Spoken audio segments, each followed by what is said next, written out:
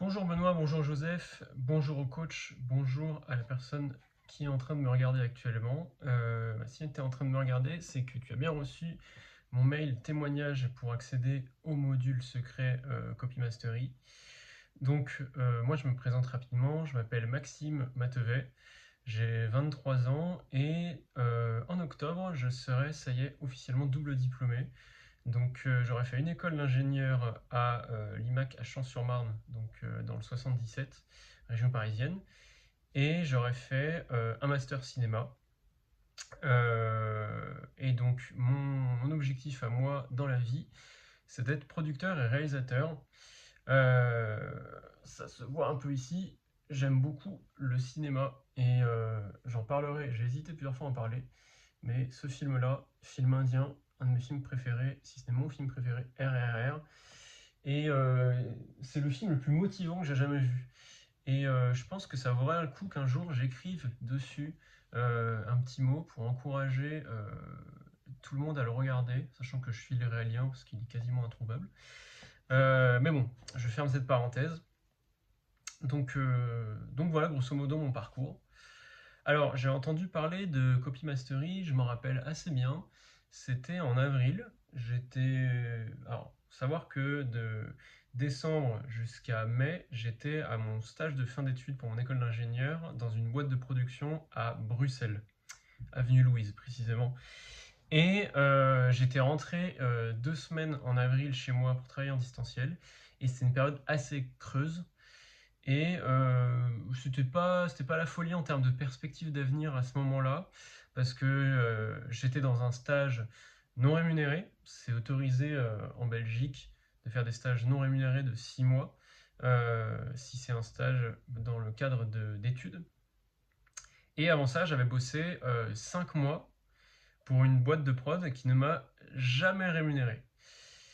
Voilà. Et en fait, ça a installé un programme dans ma tête qui est de dire, ok, si personne peut te rémunérer, voilà, tu as eu des expériences de vie, si personne peut te rémunérer, il faut que tu te rémunères toi-même. Je sais bien qu'il y a des boîtes de prod à Paris où je pourrais aller et gagner assez bien ma vie. Mais honnêtement, ce qui me plaît moins dans cette option-là, c'est c'est qu'en fait, la plupart du temps, ces gens-là sont cantonnés à une même tâche qu'ils vont faire tout le temps. C'est vraiment un rouage dans la machine. Or, ce qui m'a plu dans mes expériences en production, c'est que justement, j'étais souvent dans une équipe réduite et du coup, j'avais vraiment une vision d'ensemble et ça me plaisait beaucoup parce que j'avais, une capacité de décision et euh, je pouvais être libre en fait et avoir un impact. J'étais pas juste cantonné à une tâche et à faire cette tâche. J'ai besoin, moi en tout cas, quand je travaille, de pouvoir avoir un impact sur l'ensemble des décisions qui sont prises sur mon travail. Du coup, j'ai compris que j'avais pas trop une mentalité salariale avec ces expériences-là. Et alors, du coup, le copywriting, comment c'est arrivé? Et bah, je me souviens en train de faire la vaisselle devant, je regardais une vidéo YouTube en même temps, et d'un coup, je vois une pub du coup de Benoît. Et alors, j'ai trouvé la pub super intéressante. Et du coup, je me rince les mains, je m'essuie, je pars sur ma chaise et je regarde. Et après, je clique et je regarde la vidéo qu'il y a juste avant de réserver un appel. Alors, je regarde, je crois qu'elle dure 17 minutes, quelque chose comme ça. Je regarde, je me dis, c'est différent. C'est différent, c'est pas ce que j'ai l'habitude de voir dans des Insta ads, YouTube ads. Et là, je me dis, ok, là, je me sens concerné. Et j'ai compris plus tard dans la formation les rouages psychologiques derrière. Et je me suis vraiment senti concerné émotionnellement.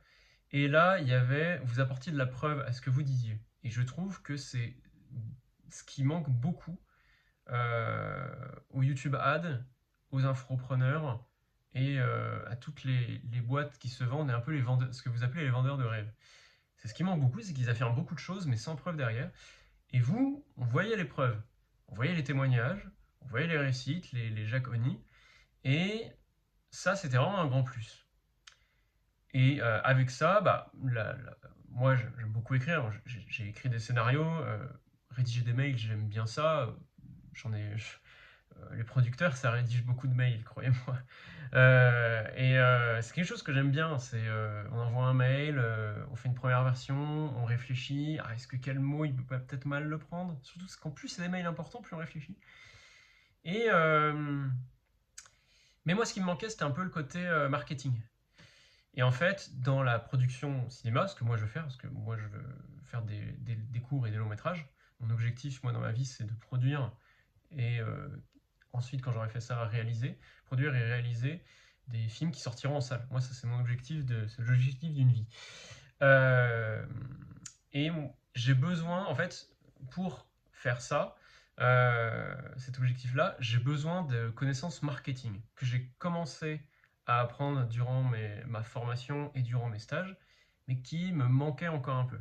À titre d'exemple, en avril, un peu avant que je découvre Copy Mastery, on avait envoyé un dossier pour une demande d'aide pour une web série au CNC. Et notre dossier avait été refusé. On a pris ça en juin, ou en fin mai, je sais plus. Et c'était fin mai. Et en fait, genre, je me disais, bon, j'ai encore tout à apprendre. Et en fait, c'est là où je veux en venir. C'est que pour moi, le copy, c'est à la fois un but et un moyen. C'est un moyen parce que c'est un moyen de vivre. Parce que le copy, j'ai été convaincu au début et j'en suis toujours convaincu maintenant avec la formation que à terme, ça peut être un très bon moyen de bien vivre. J'ai regardé beaucoup d'entretiens que vous avez fait, que notamment Benoît a fait avec les élèves.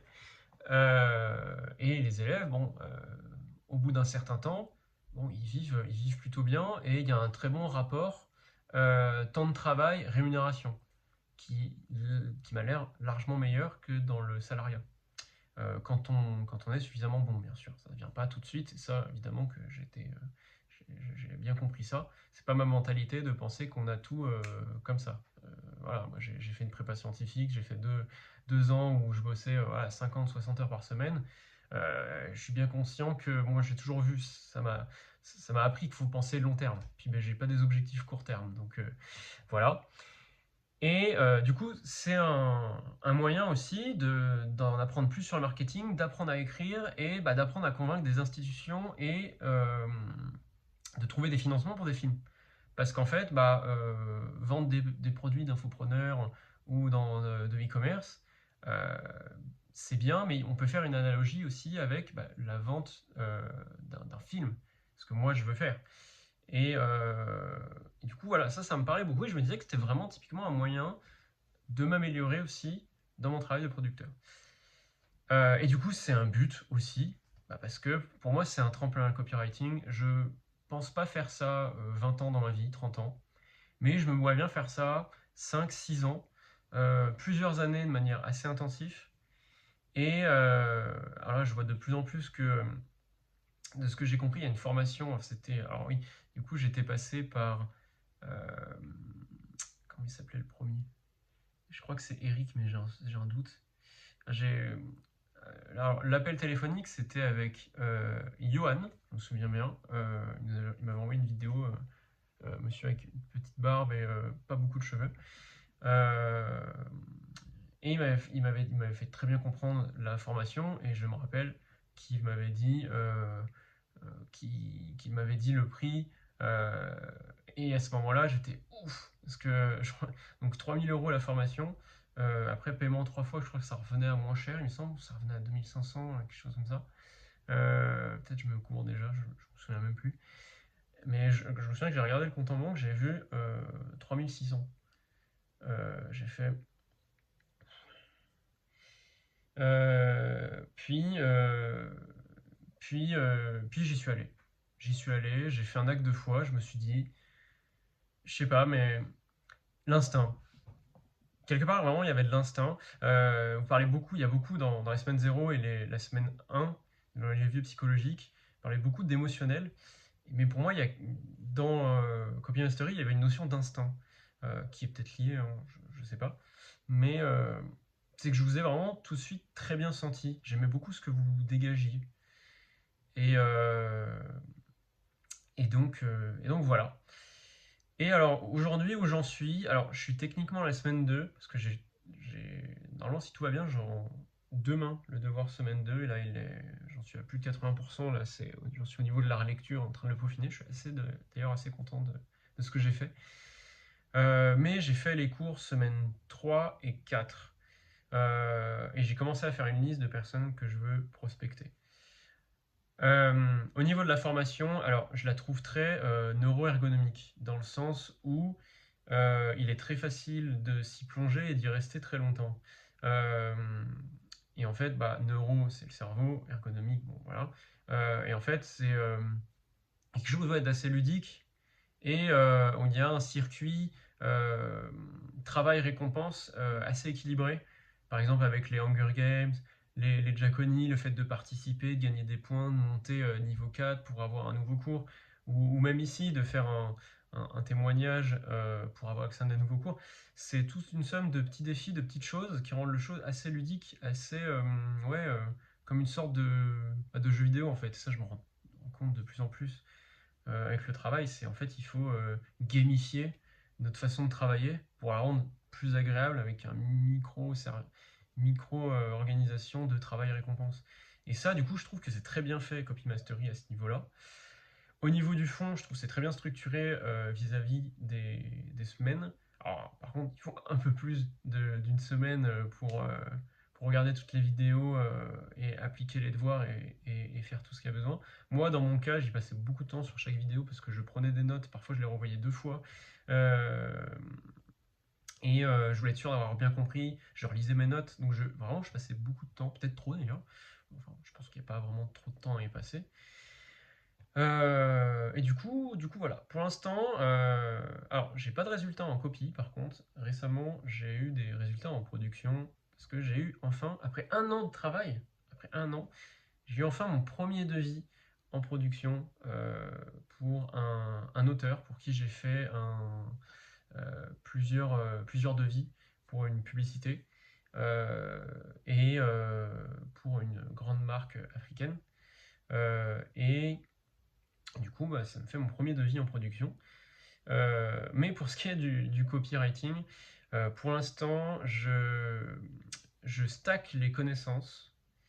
Je, je compte faire dans les 2 prochaines semaines le cours avancé. Donc j'ai calculé, j'ai fait la somme de toutes les vidéos, plus moi, ma vitesse pour, euh, pour prendre des notes, retenir tout ça. J'en avais pour 38 heures. Ça se fait en une bonne semaine. Ça se fait en une bonne semaine. Mais je mets ça sur une semaine et demie parce que je sais que j'aurai d'autres choses à faire aussi. Mais voilà. Du coup, où j'en suis.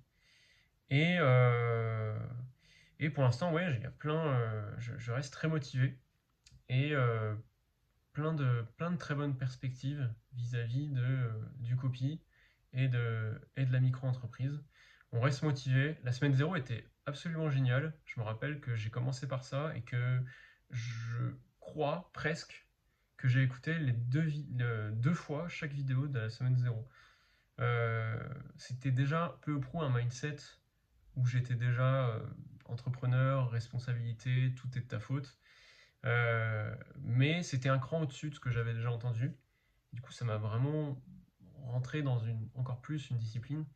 Et puis, ce que j'avais dit à Johan aussi lors de notre appel, c'est que comme la formation est aussi chère, il faut le dire, ça a quand même un prix, surtout pour moi. Hein. C'est la première fois que je dépense autant, mais c'est un investissement et j'en suis très fier aujourd'hui. Et je pense qu'il va porter ses fruits. On en reparlera en Jaconie plus tard. Euh, mais, euh, mais en tout cas, oui, c'était un investissement. Et en fait, l'investissement oblige. Il engage des responsabilités. Et, euh, et aujourd'hui, quand il y a des jours où je suis moins motivé, je me rappelle cet investissement et qu'en fait, j'ai pas le droit de faillir en fait, parce que sinon, si je faillis, c'est 3 000 € jetés qui seront pas très bien investis, on va dire. Ils seront pas jetés à la poubelle parce que j'aurais appris des choses, mais ils seront pas bien investis. Voilà. Donc, donc voilà, et je voulais vous remercier pour tout ça. Et je pense que je vous je vous dirai encore plus merci le jour où j'aurai des résultats, où j'aurai rentabilisé la formation, où là vraiment j'en suis sûr que j'aurai, parce que j'en suis sûr, c'est que j'aurai des résultats qui me feront dire ok, ça c'était vraiment un excellent investissement que j'ai fait, j'ai bien fait d'investir sur Copy Mastery, sur Benoît et Joseph et sur les coachs.